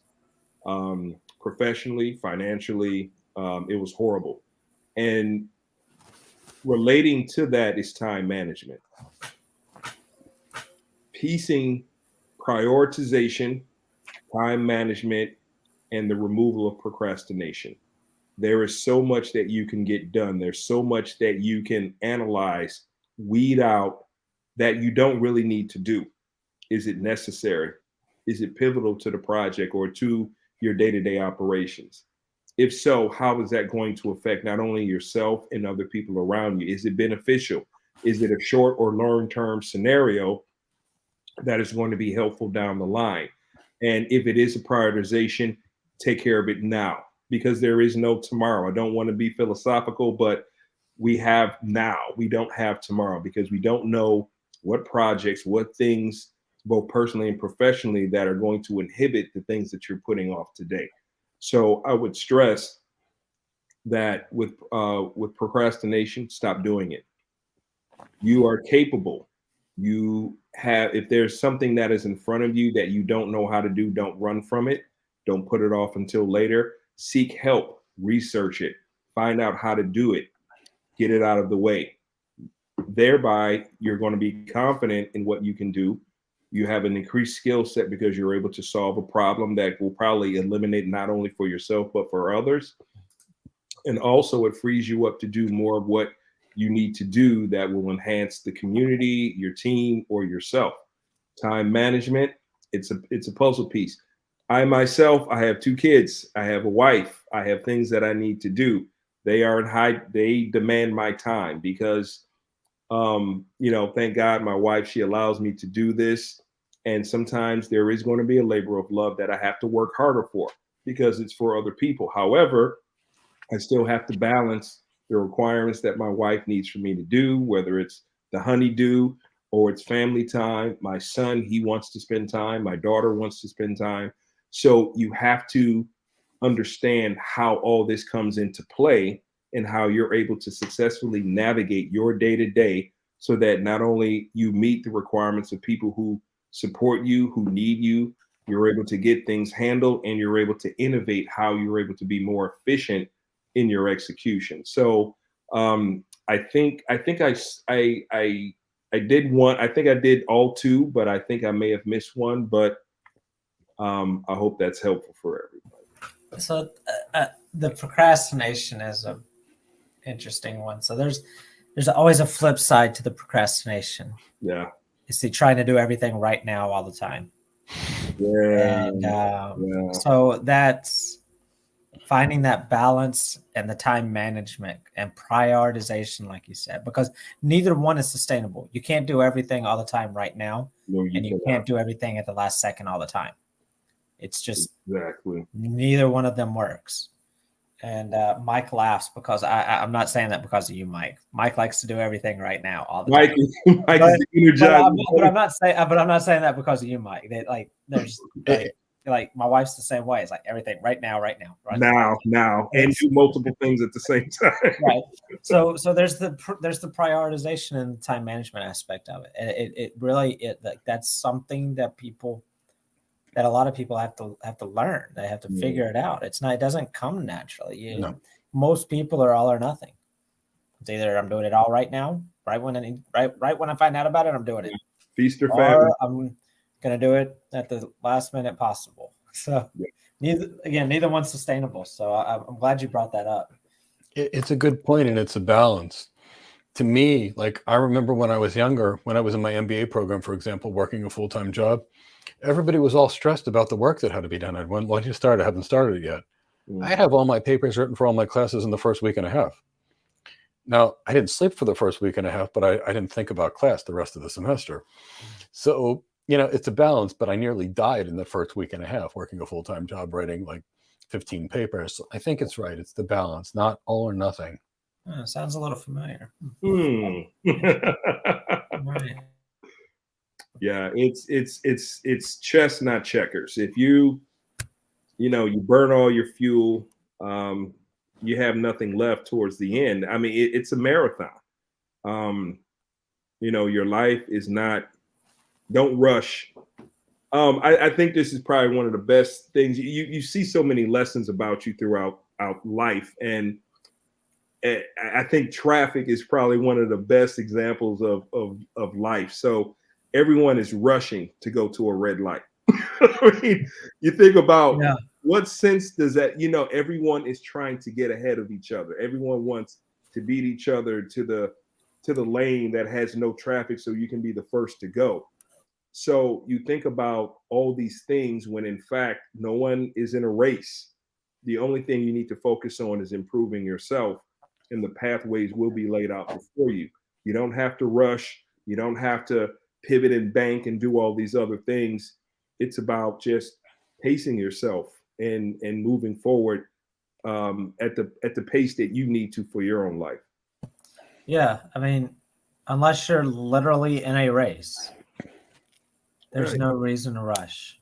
There's no reason. What impact does it have on me if Alonzo finishes his work assignment before me? But it has no impact, no bearing. What impact does it have? I'm just looking at names over here on Bob. If Bob learns about storage slower than Tyrone does, Right. doesn't have any impact. No. What impact does it have if you successfully learn it at your pace? Great impact. Yeah. Right. So yeah. All right. So I've got a final question I want to go over, and then we'll wrap up. We normally go for 2 hours on these shows. So if you're joining us new, this is usually when we start to wrap things up, unless it's a special show and we just decide to keep going and going and going. I mean, every show is a special show. Don't get me wrong. But unless it's a unique show, we usually wrap up around 2 hours. So if you do have any last questions, you can put them in the chat box. And if we're able to get to them, we'll get to them. But if we're not, we'll be here next week. All right. So actually don't think I told y'all this one. So this should be fun. And if you want to, I will let y'all volunteer of who's going to go first. And if neither one of y'all goes first, I guess I'll go first.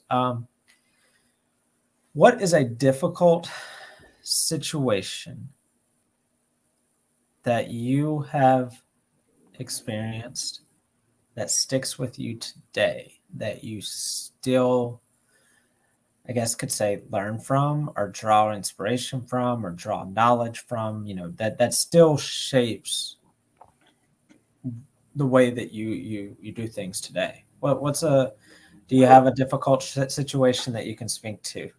Yeah, this is total transparency.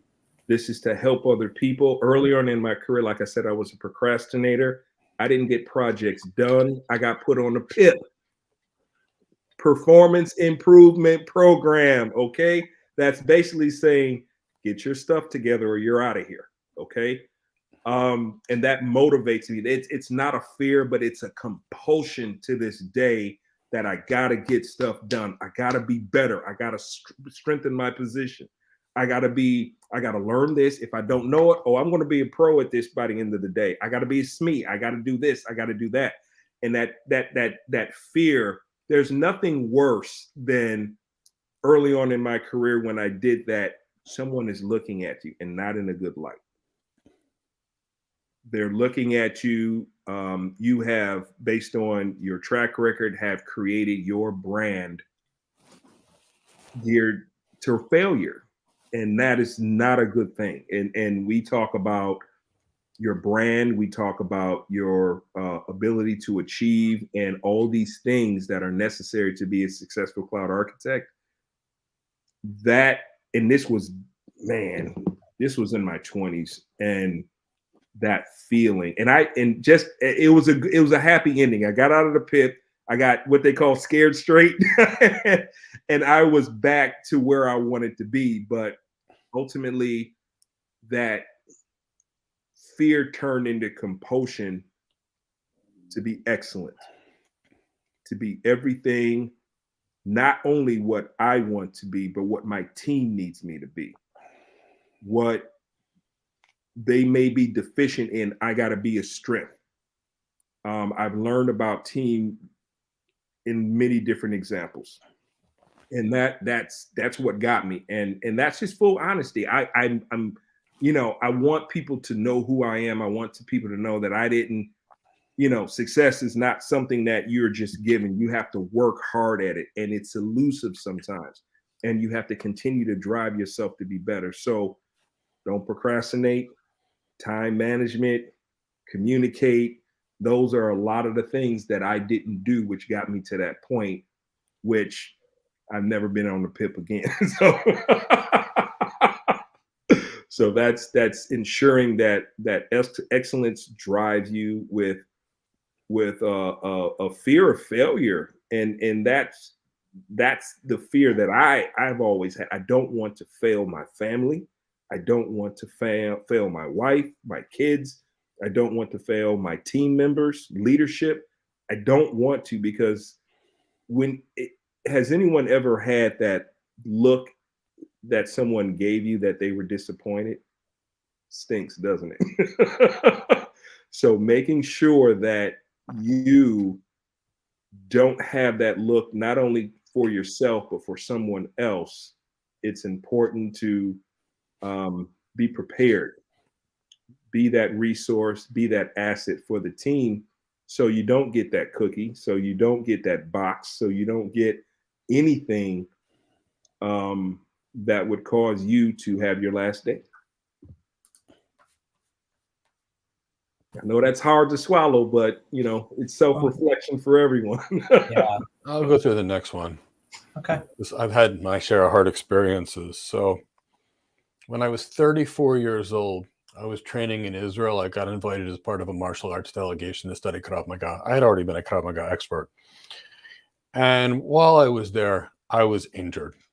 And I wasn't a little injured. I had shattered a ligament in my foot. I taped the thing up, iced the thing down, and continued to train on it in martial arts and kick on this foot for 11 more days. At that point, I then went to Australia because I had some business meetings. By the time I got home, I couldn't walk.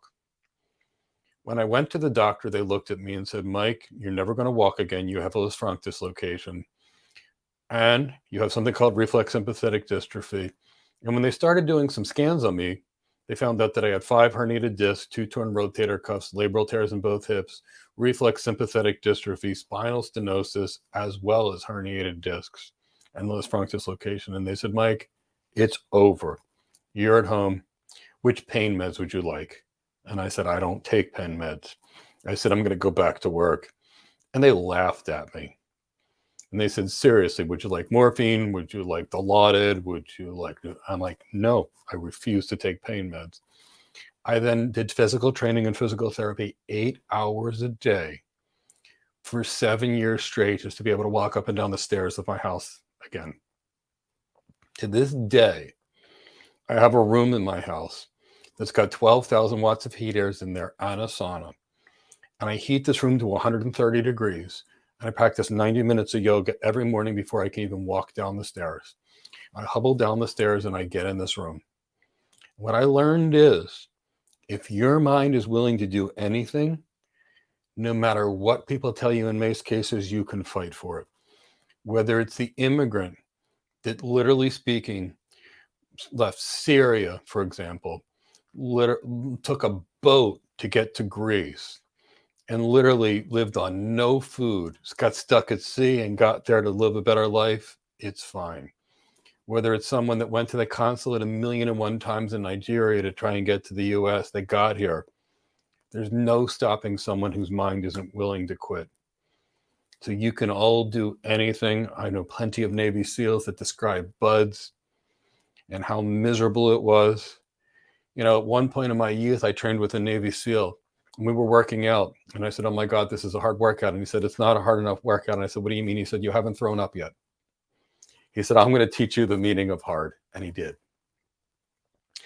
What I learned is when you're trained hard and when you work hard, the things you can do later are unstoppable. So believe in yourself. No matter how hard it is, if you fight, no one can hold you back. So build the right tools, sharpen your tool set, and go for anything you desire. No matter what, you can do it. Just believe in yourself. Right. Well, I think that's a great way to end. Yeah. Yeah. Thank you. Thank you for sharing that, both of you. So, yeah, that's a wrap for the show tonight. I think on that note, I want to ask everybody to give us a hashtag cloud hired in the chat box. And, you know, we do come here every week. We're here on Tuesday every week to talk about anything and everything under the sun. Sometimes we'll have guests. Sometimes it'll be just us. Sometimes it'll be me and Mike. Sometimes it'll be Mike and Alonzo. Sometimes it'll be me and Alonzo. But you never know what you're going to get with us here at Go Cloud Careers. But yeah, give us a hashtag cloud hired in the chat box. And maybe they'll ask us some personal questions. Do what now? Maybe they'll ask us some questions. No one really asked her any. Yeah, no, I did. It's like, you know, maybe we'll do a Ask Me Anything one day, and promote it. I'll throw it in. Promote it beforehand. We can do an Ask Me Anything. We can't do it on Reddit, unfortunately. Reddit bans people that actually know stuff. Yeah, they do. It's not a place if you're competent. But I also want to say one thing real quickly. You know, we've got Tyrone in South Africa, and it's, you know, 1 o'clock in the morning and he's still here. We've got audiences in Cameroon, and it's 2 o'clock in the morning and they're still here. Yeah. We have people, and well, Australia is starting to become normal time, but we've got people in India. We've got that it's early mornings for them. We've got people all over the world, and I want to honor you and thank you for being here, participating with us. Yeah. Thank you. Definitely. Tyrone, 3 a.m. for Tyrone. And you know what? I would want to, and we can flip it next time. I would like to know more about the cultures of the people that are our students. I would love to know more about them. Ooh, that's a good show idea. I like that one.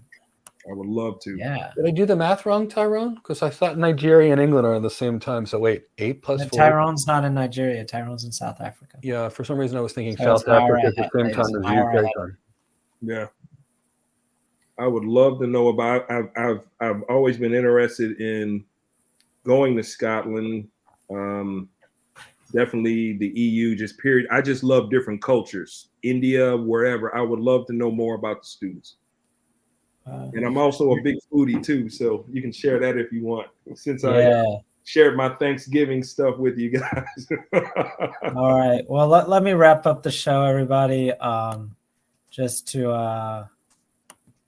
Oh no, not like that. That's not that. Show. All right, there we go. All right, so let me wrap it up. I just want to make sure. Got to do my due. I got to go through the spiel.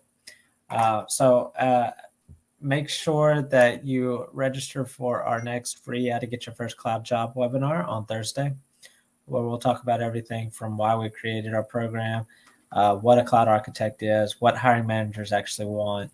And of course, how to become the ultimate cloud architect. You can register for that in the link in the description and at the link in the chat box, I believe, Tyrone, who's a little bit sleepy over there now, probably is going to put it in the chat box. So make sure you do that. That's going to be this Thursday at 1 p.m. Eastern time. So we look forward to seeing you there. Don't forget about our AWS exam guide. You can get our copy of the updated exam guide at the link in the description and the link in the chat box. And we also have a new video that we released today that goes along with the exam guide. It's our free 10-hour free AWS course. I'm getting the link here. Give me just a second. That you can bookmark. Oh, thank you, Tyrone. All right. That's awesome. So yeah, you can take care of that. Make sure you bookmark that so that you can come back to it and start and stop. But don't expect anybody, unless you're Mike, to watch 10 hours straight. But yeah, make sure you do that. And of course, follow us on LinkedIn for all of our updates and all of our notifications. That's where you're going to stay up to date on. No, Bob, that's the same exam guide we released. This is the updated guide that we released at the end of October to go along with the new versions of the certifications exams. So that is that. So yeah, make sure you follow us on LinkedIn and make sure to subscribe and hit the notification bell if you've stuck with us and you've enjoyed what you've seen from us. Any last words, anybody? Always a pleasure. Always working with you guys and just learning. As we learn about each other, we learn about our students, and we continually want to drive excellence for you so that you all can be the best cloud architects you can possibly be. All right. Mike? Honor to have you all here. Look forward to seeing you in another day.